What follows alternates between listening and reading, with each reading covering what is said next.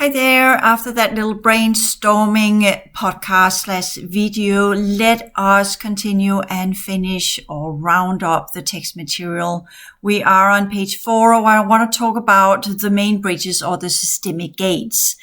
And this overview, I first made it when I wrote the book, The Source of Humanity.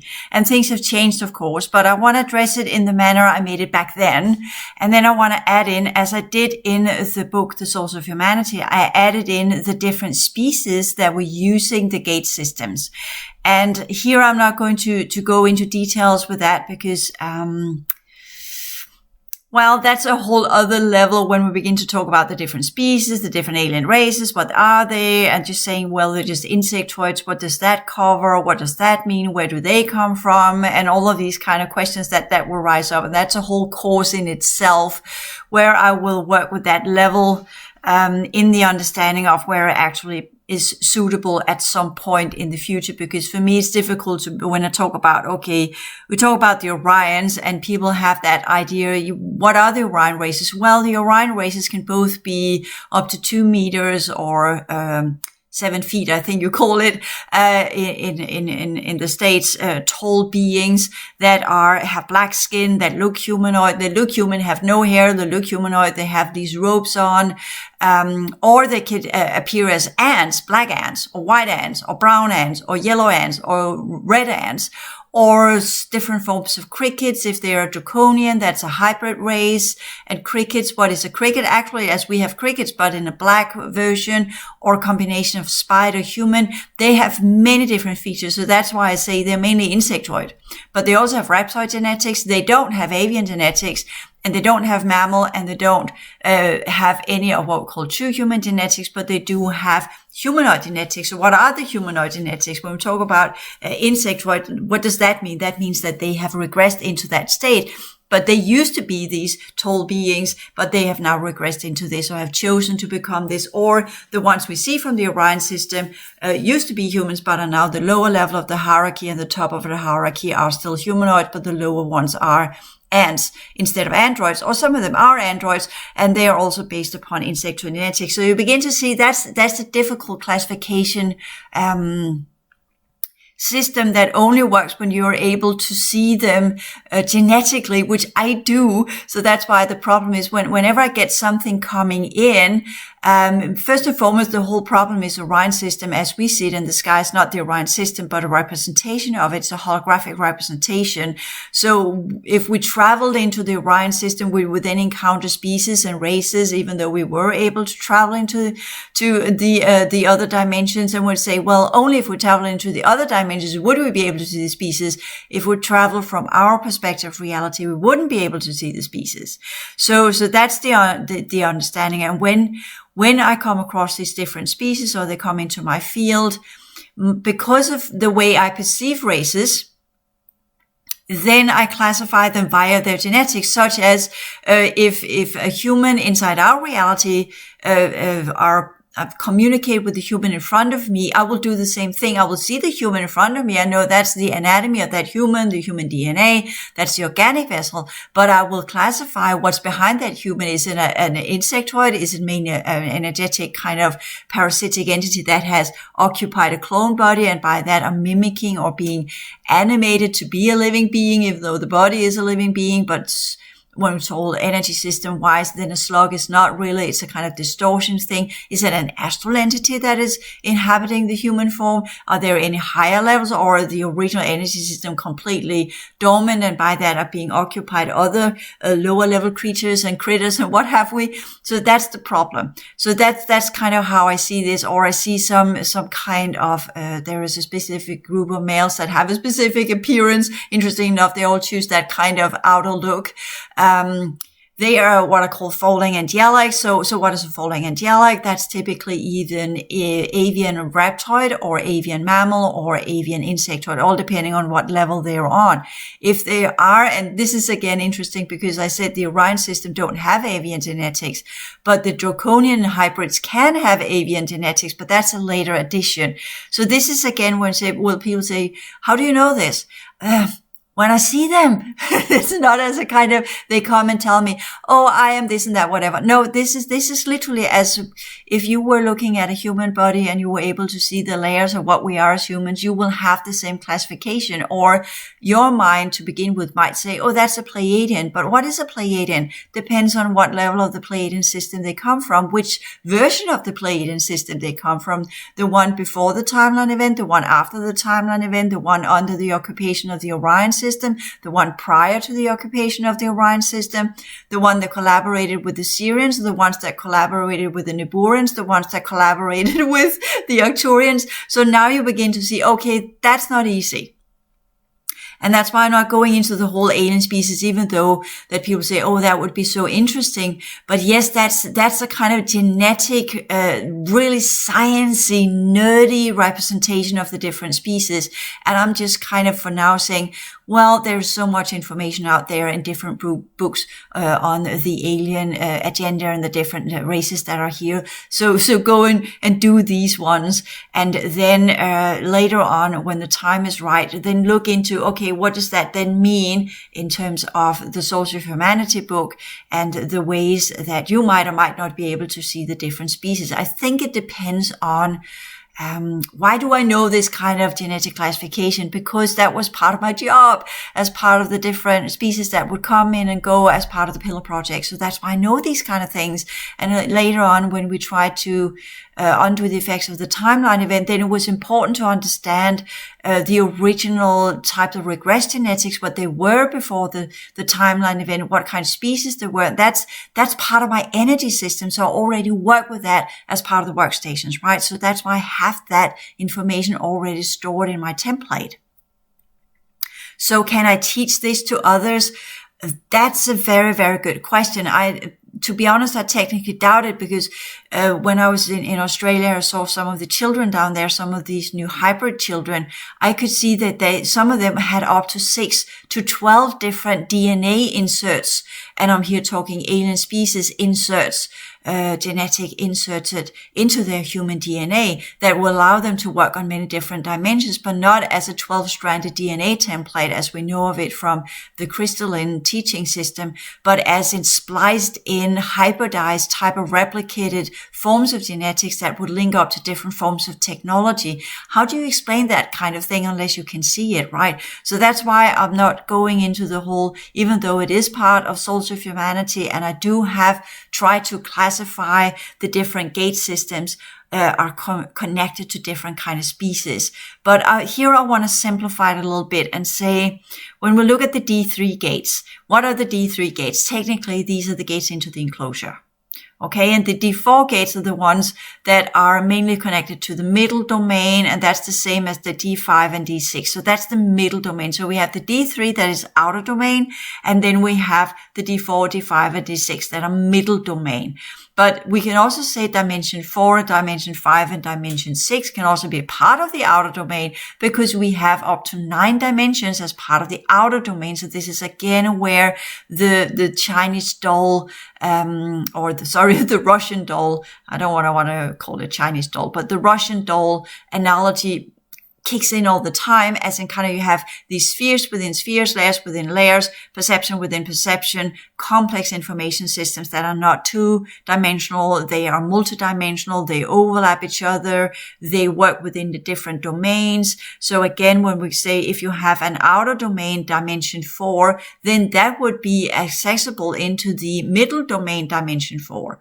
But the middle domains do not have dimension 3. So that's why dimension 3 is uniquely for the outer domain. But we do have dimension 3 in, for instance, the outer domains of the M31 system that we classify as a galaxy, right? So they have their outer domains as well. So our outer domain linked to other types of outer domain and the dimensions of these outer domains. So the outer domain dimension 3 gates that we have are comparable to these similar type of domain gates that we find in other systems. So that's the takeaway from that one. Similar to the middle domain gate systems, they are also able to connect to other forms of middle domain systems. So that's also important to understand.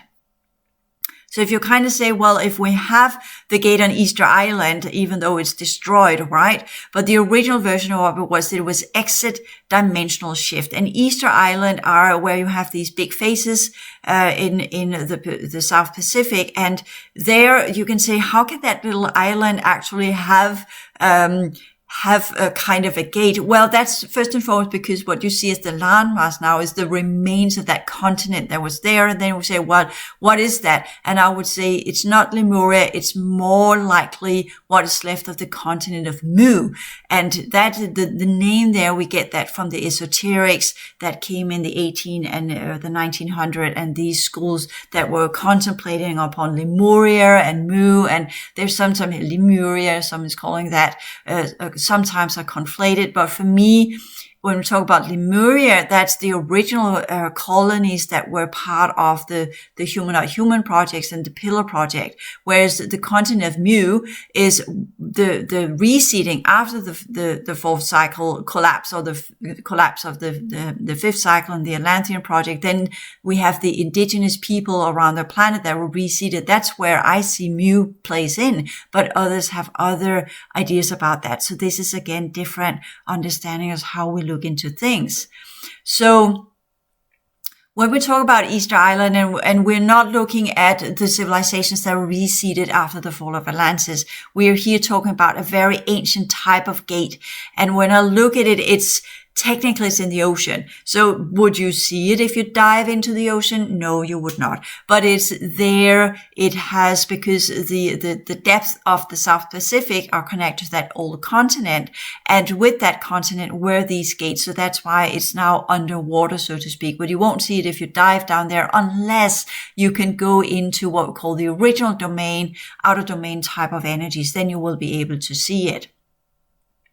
But it is completely destroyed. That's one of the, again, here I'll just have to do a little bit of claim. I'm looking into the gate and then I'm reading what I'm seeing, and that could be distortion. Be mindful when you do this kind of quote unquote inner perception of earlier stages of our civilization. But what I'm getting there is there was a humongous war that was going on and was taken down in one of these humongous wars. So it was blasted from the outside, to close that exit point from some of the inhabitants of the continent of Mu. And you will then say, were there other continents on our planet at the time? And this is where it gets a little bit tricky, because when I look at it, it feels like Mu is all there is. So how can that be that that's the only thing that's left of Mu? And not all of the other levels. We have Hawaii, for instance. Hawaii is also connected to the continent Mu. So the whole South Pacific template there that is now covered in ocean, that's the backside of our planet, so to speak, where there are no islands really. That huge, humongous sea that's there, that used to be a continent. I mean, say, well, that's the continent of Lemuria. But no, for me, Lemuria is predates that far earlier than that, and that's the different fourth cycle before the fall of Atlantis. So for me, Lemuria is the fourth cycle before the fall of Atlantis, and the continent of Mu is the fourth cycle after the fall of Atlantis, but not similar to the reseeding in Egypt or pre-Egypt and pre-Mesopotamia. And then we have the later version of Egypt that arose after the hijacking, and the later version of Mesopotamia that arose after the hijacking. So this is again the understanding of what level of history are we addressing when we look at these things. So that again must be determined by a kind of classification system that you have already inbuilt in your template. So if you got here after the fall of Atlantis and were part of the reseeding, you will not know of these earlier continents. You will not be able to look into these earlier continents because you don't have the genetic affinity with the timelines or the code streams, and thereby you can't read the content or the information of it. And it's not the Akashic records, but it's kind of what's have been already played. When we talk about the resonance fields and the holographic network, the civilizations that have lived there, they have coded in via their genetics and their active proceedings and activities in the code streams and the reality field segments that's coded in, similar as it's coded in our planet. I could take soil from the ground and then kinetically read what has happened earlier on that piece of soil, for instance, or put my hand on the ground and then see earlier civilizations, or I can go into a little bit of a greening in a wood or forest or whatever. Then I will see the earlier civilizations that have passed through there, whether it's Ice Age or pre-Ice Age or predates the colonization or whatever. I can look and see, yeah, there used to be, as I saw it in Australia, they used to live species here that had blue skin and green skin, and green not as in green on leaves, but a kind of, when you look at it, it was green looking. Why was it green looking? Because at that point in time, the sun as we know of it was not a white sun as we have it, but it was a different type of sun that were more a cold sun. So therefore when in that type of light, their skin looked green-like, similar as we have the chlorophyll that we also work with. The plants have that same ability that the green-skinned have on our planet, because they were absorbing what was the very, very faint type of light that came from the sun. And we might actually experience that. Science tells us that at that point in time, we only had plankton on our planet. Well, we also had civilizations that were doing the same thing as the plankton. That's why we had the plankton in the sea, because we also had humanoid species here, which I would call more humanoid than actually true human.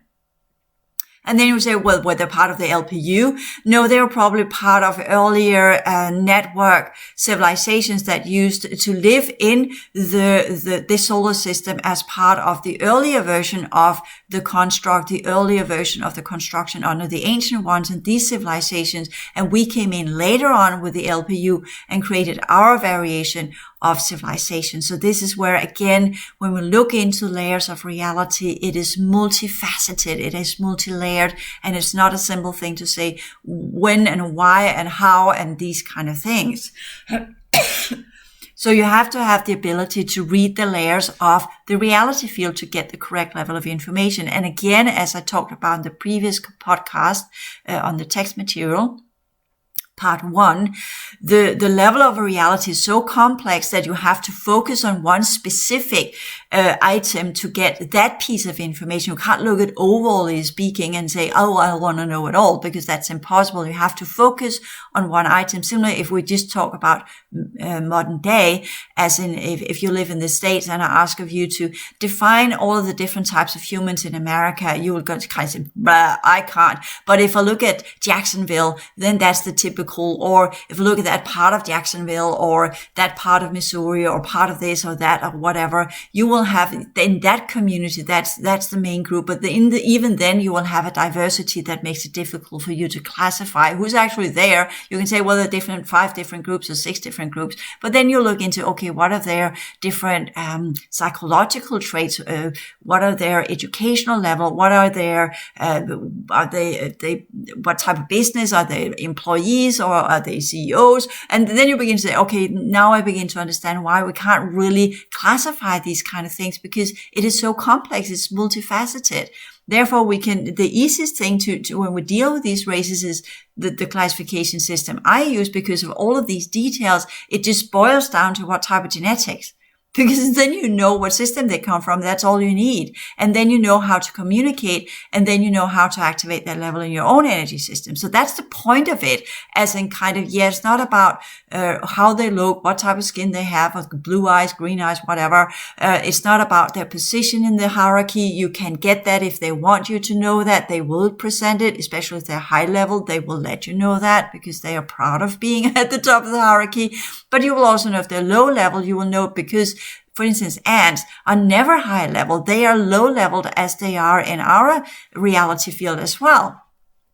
Right? They're workers. So by that you can look at the animals inside our reality field and you can do a comparison, say, well, there are similarities there. That kind of what we experience as these different types of species here are to some degree similar to the features that they have in the middle domain. but not completely, all depending on what kind of project they were part of. And that's where I have that classification system, because I knew that. That's something I know. I just know. And you say, well, how do you know it? Well, technically, to be completely honest, because I connected to the library, then it doesn't mean I go in and pick up a book or take one of the crystal discs and look at that. That's more accurate because we don't have books, but we have crystal discs. Does that then mean I go in and put one into the machinery, so to speak, and then holographically get it projected? I might have at earlier stages because there were this registration of the different type of incoming species, and that would then be automatically put into the crystal disk as they were registered. And how did they register? Well, we could put hands on a piece of technology, and then everything would be read from the scan of the hand, and then that would be transferred to a crystal disk in the library under the different specimens or the different groups that were entering into the pillar project. So by that, I would take that crystal disk and then blow up that kind of piece of information. I needed not the entire register, but just if I were looking at one specimen, I would then look that up. Why would I look that up? If I needed genetic classification and genetic specificities that would allow me to do a specific type of genetic reconstruction experiment holographically made, not on living beings, but holographically.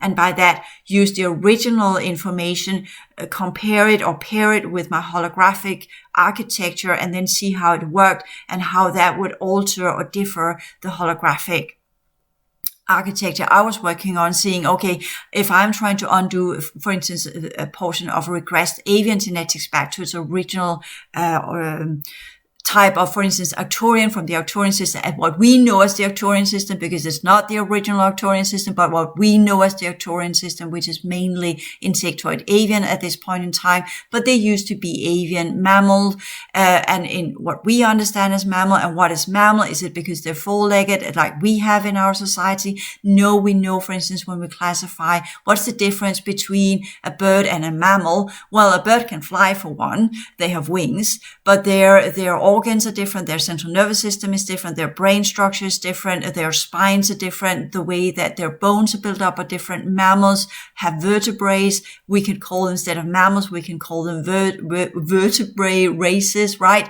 Similar to insectoids, they don't have vertebrae as we have. Their brain works in a different way. There are different layers of brain that is not there. So these are the classifications you need to think in, instead of just take face value as what you see. That is what it is. So when we talk about classification, we're going at the inside of the organic vessel and then look that up.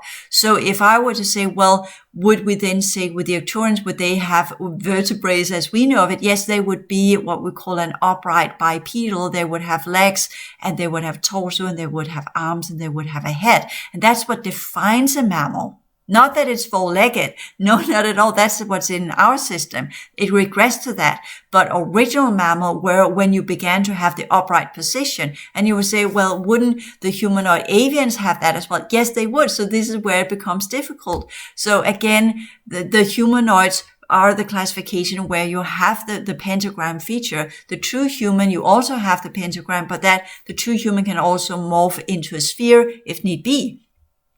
So these are, again, some of the things. Can a humanoid morph into a different feature than the pentagram? No, but it can regress to the square and to the triangle and to the line and to the dot. And you will say, what kind of species is a dot? Well, that's just the genetics in itself as part of a little, as we talk about the orb.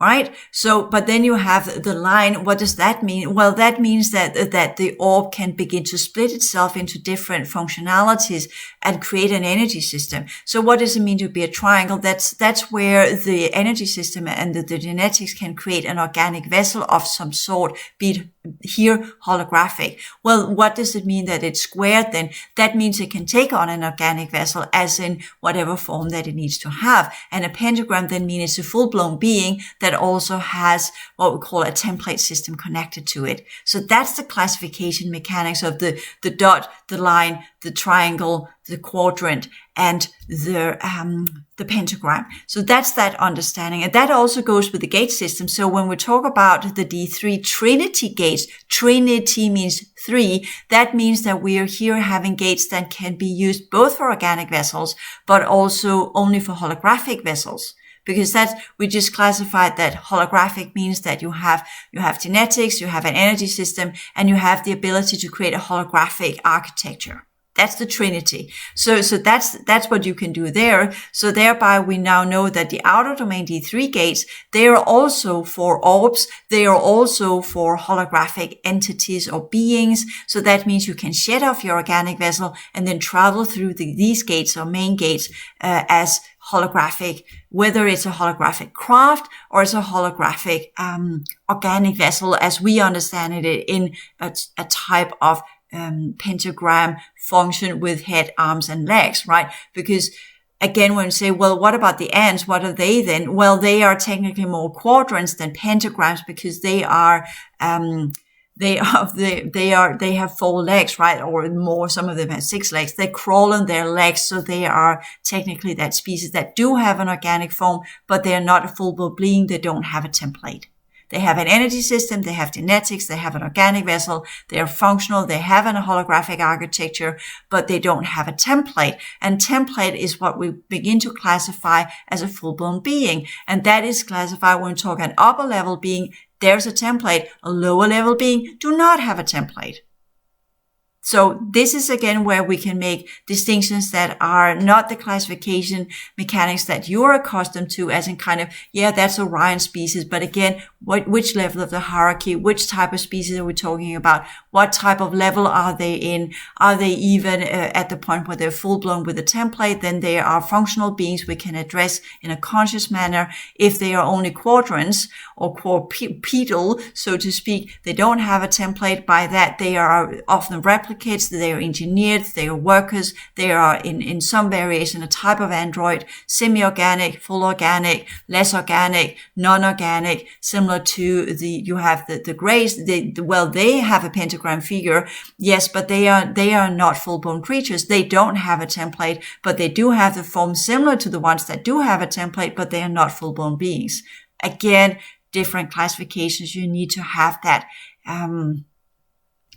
knowledge built in. And that's part of the library, so to speak. And because I worked in the library, part of this classification, knew who came in, were part of classification of different species that came in, their DNA. We are talking about the original genetics, the systemic DNA, we could call it that, the genetic consciousness units, and the systemic DNA or the genetics morphed in together with energy units that can create an architecture. That's part of the Trinity system. That's part of the basic level of a living being, right? So, but a living being, what is a living being? Because an android has the Trinity system too, but does that count as a living being? No, but it's connected. It is connected to a full-blown being that has a template somewhere, somehow. So that's again, androids do not walk around alone. They have been able to do so now because of the machine worlds, but in the original systems, androids or worker beings were always connected to a full-blown being. So here you begin to understand a different classification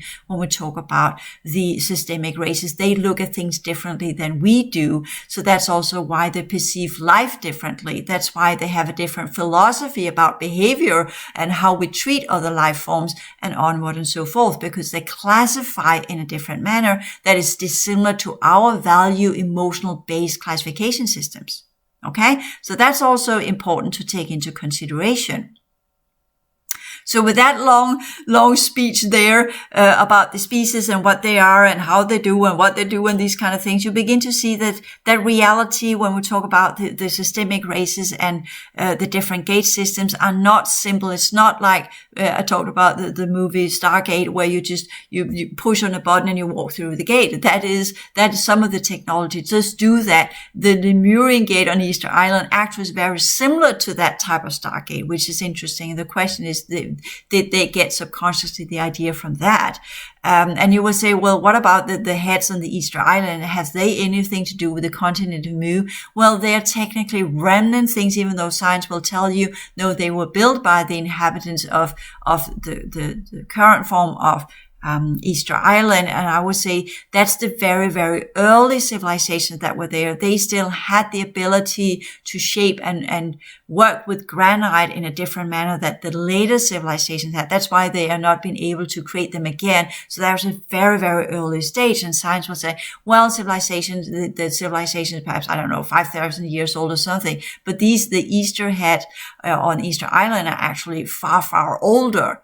They are from civilizations way beyond our current understanding of time. They're actually before the Ice Age. So, but again, how is that? How have they not eroded then if they're so old? Well, again, that's because we have this weird ability. Our planet has this weird ability because it is a construction to morph in and out of different sequences of time. So things can be transferred from an earlier time period into our time period using alien technology. And that's what they did.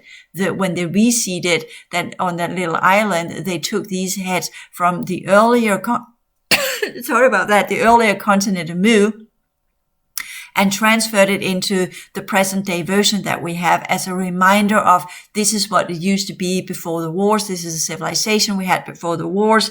And these heads, they were put there as looking into space, as guardians, protecting the gate system. So that's the remnant of that one. Okay. So that's also why I could do dimensional shift. So here explained as how different segments can interconnect via the nodal points. If you overlay different levels of holographic network on different dimensional levels, you can then shift what is in one dimension into another one. And that's not folding space as we know of it, creating an Einstein-Rosen bridge. That's not what, or wormhole. That's not what we talk about. But it is a kind of, you could say you have two, even though I keep saying the holographic networks kind of, we envision one layer, but right, it's actually, since we have 9 dimensions, then it's 9 layered, right? So that means that we can have one dimensional version of that nodal point. We can have another layer or other dimensional version of that nodal point, and they can merge, and then you can shift what is in one dimension into another one. That's the dimensional shift. And then we have another gate in the Pacific Ocean that is still active, and that has all the facilities, and that's secret. And the reason why that is secret is because that's part of most of the, it's a large hub. So is it really a gate? No, it's actually a hub, because it has all facilities. So that means it can exit and entry, and it can do dimensional shift. It can connect. It can transform. It can do all sorts of things, as we talked about earlier, up when we talked about the different abilities, on page 3, where we talked about entry. The first one is entry, exit, and entry, connection, transformation, and complete subfield shift. And here I said subfield shift instead of dimensional shift, just so don't get completely confused with these things. They mean the same. It's just, I would really like to get away from dimensional shift, because there's been so much when I say D3, that's the third dimension. Everybody thinks that that's similar all the way through and through. And yes, the D3 technically is, but it is, again, D3 just means it's Trinity. So that just means that there is ability for genetics and energy system holographic architecture to function. That's all it is. But it technically is not supposed to have life forms as we have, other than visiting races coming in and creating a temporary life form, an intermediary life form that they can work in the outer domain with. So that, again, makes us understand why we have all of that emptiness in atoms and whatever's going on here, because we're not supposed to have solidified matter out here. We're supposed to have this holographic system where things can be shifted off and changed and discarded off into the abyss and cease to exist. So that's what the outer domain are originally before the timeline event. It's only because the timeline event pushed in third cycle energies there was a possibility of solidification of the newer versions of the outer domain, because the outer domain were connected to the third cycle. They played out their content of civilizations in the previous universal cycles. So that's a different type of energy that's altogether is worn out and drained of its original composition. And that's why we placed the LPU here, so that it was similar to the ones that had not made it in the previous universal cycle and needed the second chance.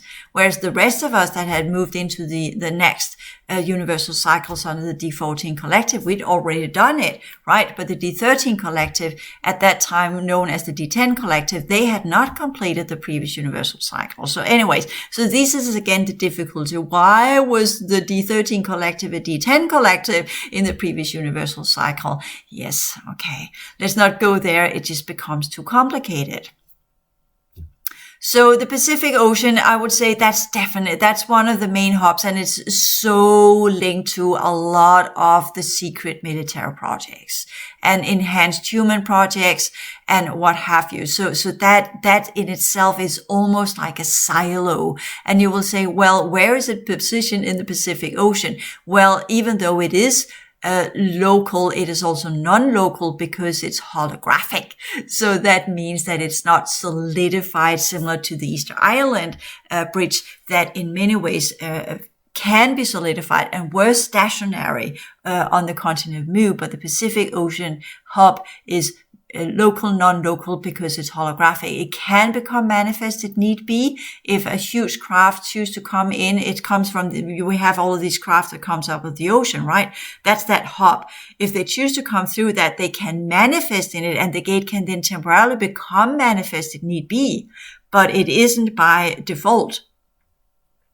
So you can say the entire Pacific Ocean might as well be that gate, right? All depending on what segment that it unfolds, all depending on what species that are coming in. It can shift, it can morph into a facility that is stationary, that is tangible and visible. It can morph out of it again, all depending on the segments that are being activated by the different species that are here. If they need the D4, if we have from the middle domain, dimension 4, they often prefer to have organic vessels in some sort of the grays, then it can morph into that. Then the facility can morph into that, and they can have workstations there that are temporarily existing while they're there. But once they leave with their crafts, then it morphs back into a holographic possibility. So this is the difficult with the systemic gates, where we will love them to be some kind of, I climb up the mountain, then I bump into the gate, as we see it in the movie Stargates, but they are not, they're holographic. This also implies when we talk about the gates in India and Japan.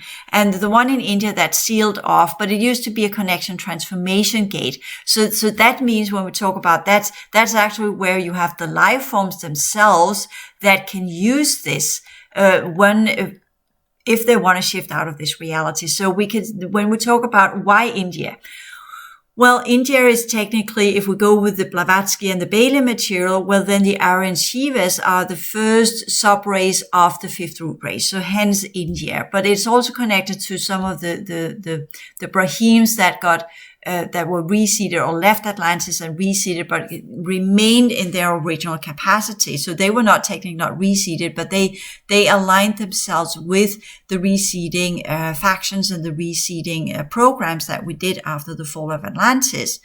And they literally walked across the planet on the new surface, and they walked to India, where they then became the leading faction. The Brahims from Atlantis became the leading faction of the projects down there, alongside with the Aryan Shivas that are what we call reptoid races, a blue skin, white skin reptoid race that comes from the Syrian system, but with different inclinations to the Borean system and some of the other groupings that were part of the reseeding project, or the Syrian Ace.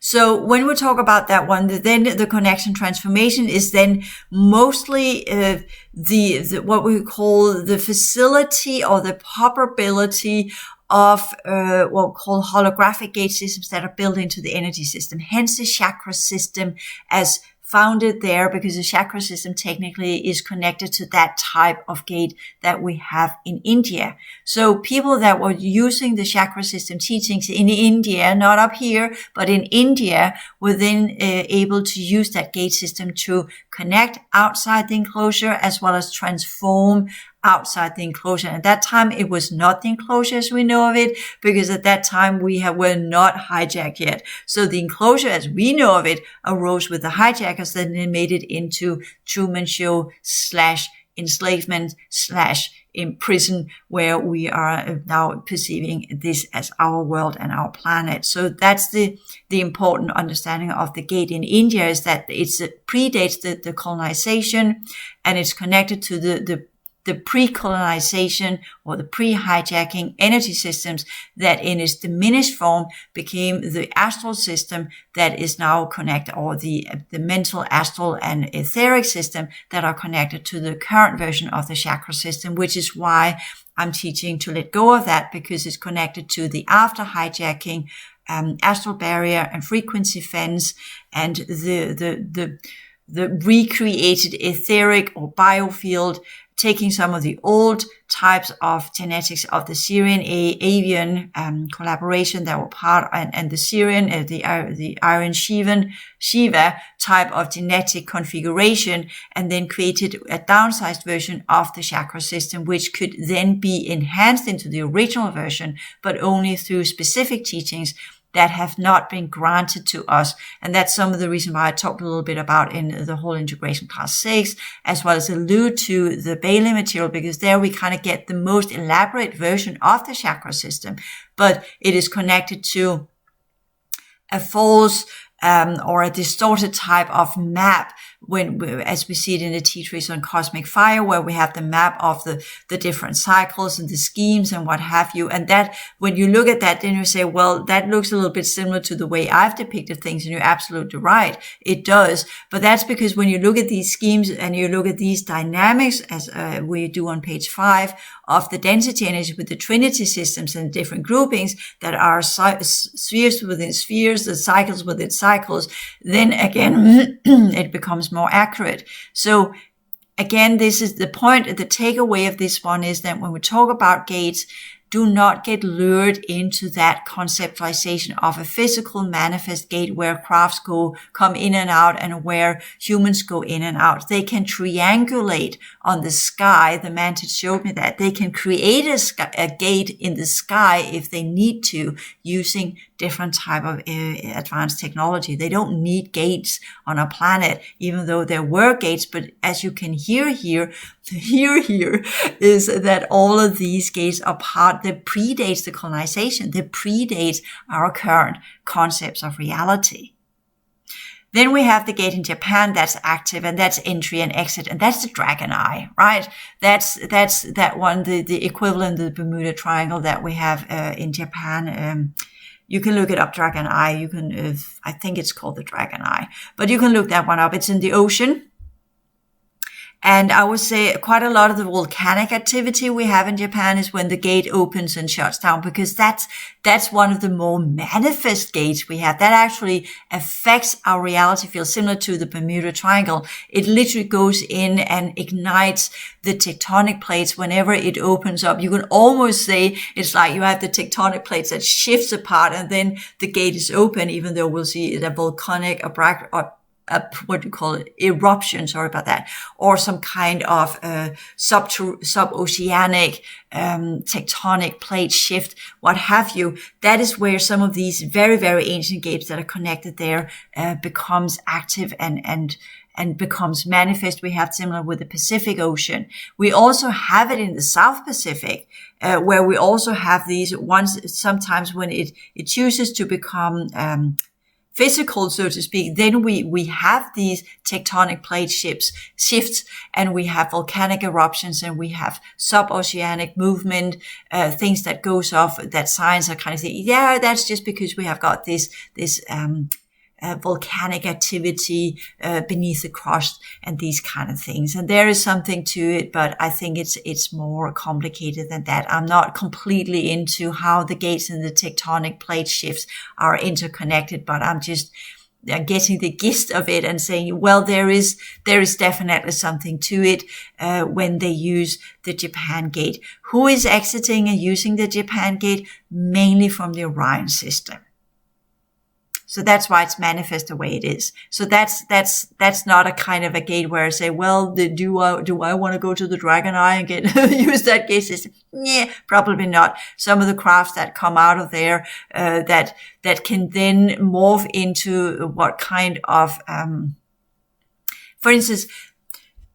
Okay, I got a visual in my head. I'm seeing an enormously large craft coming in one of the gates in the Japan system. For instance, when we had the whole Fukushima event, that was one of these large craft that came in, and you will say, is that kind of the what do you call it, that movie with that giant creature that comes from the underworld and rises up? I can't remember what it's called. Godzilla, right? Is it like some kind of Godzilla event that is happening there? No, the craft actually came in. What did it then go up the ocean, or where did it fly? Where did that craft go? Actually, it came in and was just above the surface of the seafloor, and there it just morphed into the seafloor itself, and it stayed there on the seafloor. It never flew into the sky. It never needed to be visible for anyone else. It was on the seafloor. It just remained there until it had done what it needed to do here, because they can work multidimensionally once they manifest, and then it morphed out of manifestation and sunk into beneath the seafloor, and then there used the gate to get out of here. So that's again defies what we understand as spatial features and how crafts can operate in space, because we have certain ideas of how crafts operate in space as we have been taught in the when we look at our airplanes and these kind of things. And these crafts, they defy the aviation dynamics we know of, because they work multidimensionally. So of course they have different features to them. They can do different stuff that we can't do. Okay, so here in this part 2, I will end here, and I will continue in a next, whether it be 1 or 2 podcasts. So we go through the different gates. I had to do a lot of explanation here, and I will sum up. I will try to make it short and sweet in the last podcast, part 3, where I'll sum up D4, D5, and D6, because now we kind of get the basic understanding. Okay, what are these gates? How do they operate? How does that apply to crafts? How does that apply to life forms? So let us end this course with part 3, where I will sum up, and then there is more studies to be done. There's more information to be known. This is not a simple thing. There's so much information that can still be covered, but it must all be done in an explorational way. That means that you learn to see these things yourself. You learn to connect to these things so you can see what it is. And then you will get the information from the horse's mouth directly, and not via me that are looking at things and then interpreting it through my energy system and my perception field and my architecture. And you will get your own interpretation of it, which is the most accurate way to read the information layers of our reality field. Thank you.